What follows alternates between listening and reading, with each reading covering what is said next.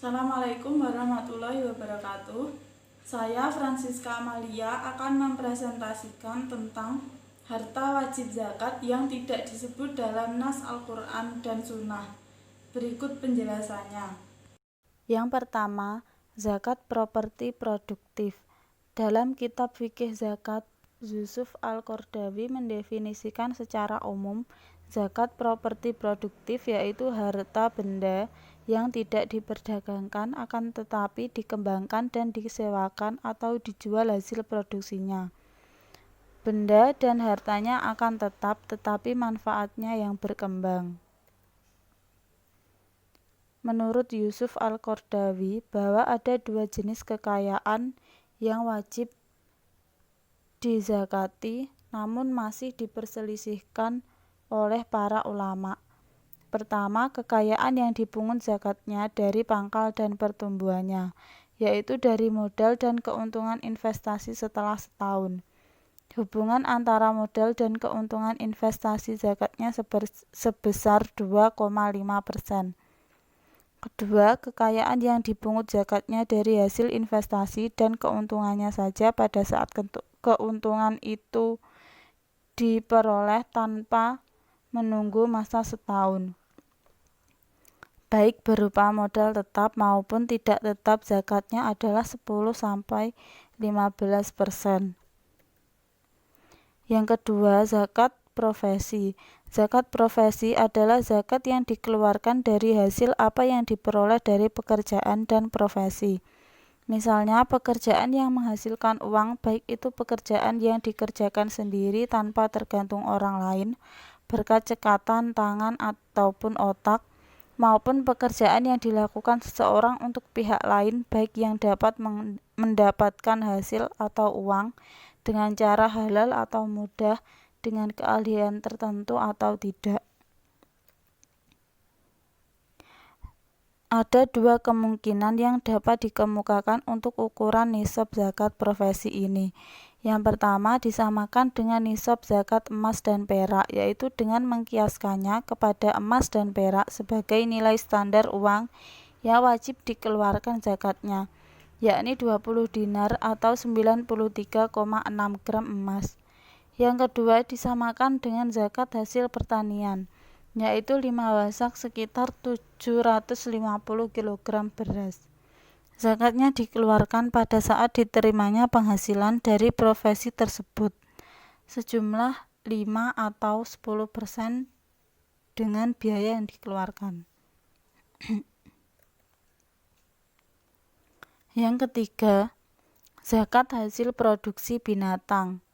Berbagai produk hewani seperti sutra, susu, mentega, keju, telur, daging, dan berbagai produk hewani lainnya, semuanya itu dapat dikiaskan atau dianalogikan dengan madu lebah. Zakat yang dikeluarkan sebanyak 10% dari hasil bersihnya, yakni setelah dikurangi semua biaya produksi. Ada sebagian fuqaha yang menyamakan hasil produksi dari hewan-hewan dengan perusahaan perdagangan biasa, yaitu dengan menghitung nilai harga hewan-hewan penghasil produk tersebut sebagai bagian dari barang-barang perdagangan. Karenanya, semua itu harus dinilai harganya pada saat akhir tahun, kemudian dikeluarkan zakatnya sebesar 2,5% dari harga keseluruhannya.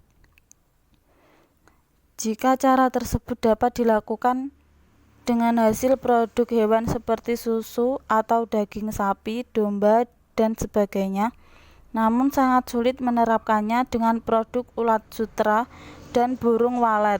Karenanya, yang dapat dilakukan adalah dengan mengeluarkan zakatnya sebanyak 10 atau 20% dari hasil bersihnya. Yang keempat, zakat hasil laut. Mayoritas ulama berpendapat bahwa segala sesuatu yang keluar dari laut, seperti mutiara, intan, minyak ambar, atau minyak wangi yang diambil dari ikan, dan lain sebagainya, tidak ada zakatnya. Namun, Sebagian ulama seperti Abu Yusuf dalam mazhab Hanafi berpendapat lain yang mengatakan bahwa kekayaan hasil dari laut itu zakatnya 20%. Abu Yusuf menyamakan hasil laut ini dengan rikas, barang temuan dan barang tambang.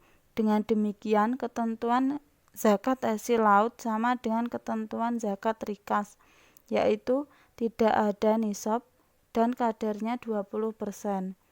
Yang terakhir, zakat surat berharga. Para ulama berbeda pandangan dalam menyikapi zakat surat berharga. Pendapat yang pertama mengatakan bahwa zakat saham disesuaikan mengikuti kegiatan yang dilakukan oleh perusahaan yang mengeluarkan saham. Jika perusahaan terjun dalam dunia perdagangan, maka ia wajib mengeluarkan zakat atas saham dengan zakat perdagangan. Jika perusahaan terjun dalam dunia pertanian, maka ia mengeluarkan zakat pertanian. Hal ini karena saham merupakan representasi dari kepemilikan modal perusahaan. Pendapat kedua melihat surat berharga sebagai komoditas perdagangan dalam pasar modal. Oleh karena itu, ia dizakati sebagai komoditas perdagangan dengan syarat dan ketentuan komoditas perdagangan. Oleh karena itu, pada akhir tahun pemilik saham menghitung nilai harga saham di pasaran dan menghitung pendapatan yang didapat darinya. Dan jika ada harta lain digabung dengan saham tersebut. Jika mencapai nisab perdagangan, maka ia mengeluarkan zakat sejumlah 2,5% dari total kekayaan surat berharga tersebut. Demikian yang dapat saya sampaikan, kurang lebihnya saya mohon maaf. Wassalamualaikum warahmatullahi wabarakatuh.